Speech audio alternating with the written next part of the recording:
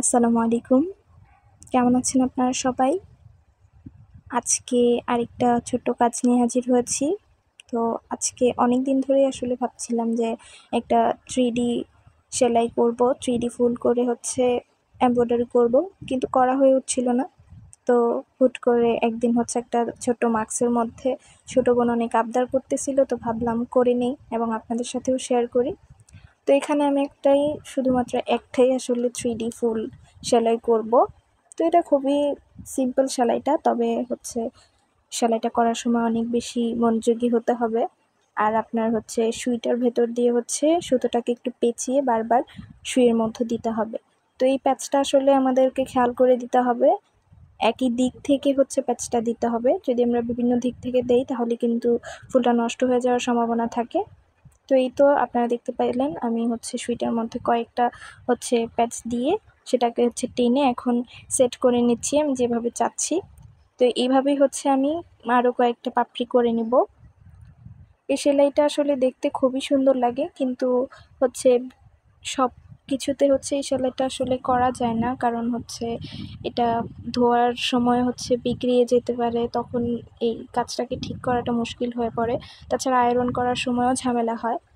তো এই ফুলটা আসলে অনেক ভলিউম করেও দেওয়া যায়, সেক্ষেত্রে একটা পাইপ ইউজ করা যেতে পারে, বা 2টা সুই ব্যবহার করে অনেকে এই সেলাইটা করে থাকে।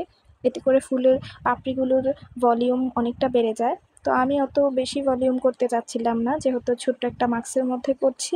আর তাছাড়া এটা বেশি ভলিউম হলে পরে আয়রন করতেও প্রবলেম হয়, কাপড়টা ধুলে পরে নষ্ট হওয়ার সম্ভাবনা থাকে, সেজন্য আমি অল্প করেই দিচ্ছি। তো এখানে আমি 4 তার সুতা ব্যবহার করেছি, সুতি লাচ্ছি সুতা। একদম 2 তার বা 1 তার নিলে একেবারেই দেখা যেত না, সো সেক্ষেত্রে ফুলটা বোঝা যেত না, সেজন্য আমি 4 তার সুতা নিয়েছি। তো ভিতরে আমি রানী গোলাপি কালারের সুতাটা ব্যবহার করে 4টা পাপড়ি দিয়ে নিয়েছি। তো আমি 2টা শেডের মধ্যে ফুলটাকে করতে চাচ্ছি, সেজন্য বাহিরে আরেকটা হালকা গোলাপি কালারের সুতা দিচ্ছি, সেটা দিয়ে 3টা পাপড়ি করে নিব। এক্ষেত্রে ফুলটাকে দেখতে আরও বেশি সুন্দর লাগবে। তো আমি সেমভাবেই আগের নিয়মেই সুতাটাকে ঘুরিয়ে সুইয়ের মধ্যে দিয়ে দিচ্ছি, এবং এটাকে আস্তে আস্তে খুব মনোযোগ সহকারে করতে হবে, নাহলে আপনার প্যাচটা যদি উল্টো হয়ে যায় তাহলে কিন্তু পরে ঝামেলা হবে। খেয়াল রাখতে হবে যেন আমরা সুতোটাকে একদিক থেকেই বারবার সুইয়ের মধ্যে ঢুকিয়ে দিতে পারি। অন্য দিক থেকে করলে পরে কিন্তু পাপড়ির শেপটা নষ্ট হয়ে যেতে পারে। তো এই যে আপনারা খেয়াল করলেই বুঝে যাবেন কিভাবে করছি। আর ভিডিওতে আসলে রাতের বেলায় আমি ভিডিও করতেছিলাম, তো ভিডিওটা খুব ভালো কোয়ালিটির হয় নাই। আমি বুঝতে পারছি যে হয়তো ভিডিও খুব ক্লিয়ার হচ্ছে না, তারপরেও একটু খেয়াল করলে আপনারা বুঝে যাবেন কিভাবে করতে হবে। একইভাবে আমি পাপড়িগুলো দিয়ে নিচ্ছি। 3D কাজ দেখতে খুবই সুন্দর, করতে একটু সময় লাগে। নর্মাল কাজ করতে গেলে আমি এতক্ষণে হয়তো অনেকটা কাজ করে ফেলতাম, কিন্তু এটা করতে একটু সময় তো লাগবেই, যেহেতু সুন্দর জিনিস অবশ্যই করতে একটু সময় লাগবে।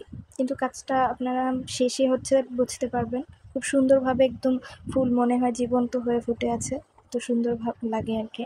3D কাজগুলো এরকমই হয়, দেখতে খুব সুন্দর হয়। একটু পরিশ্রম করলে যদি সুন্দর ফল পাওয়া যায় তাহলে কেন পরিশ্রম করব না, তাই না? তো এই যে এখানে আমার ফুলটার পাপড়ি সবগুলো দেওয়া হয়ে গিয়েছে। আমি এখন একটু টান টান করে ঠিক করে দিচ্ছি। আপনি সুইটা একদম নিচের দিকে সেলাইয়ের আগে একটু ভালো করে টেনে টুনে ঠিক করে নেবেন, না হয় পাপড়িগুলো কিন্তু পরে আর ঠিক হবে না। তো এখানে আমি ফুলটা করে ফেলেছি, এখন সাথে একটু কলি দিচ্ছি।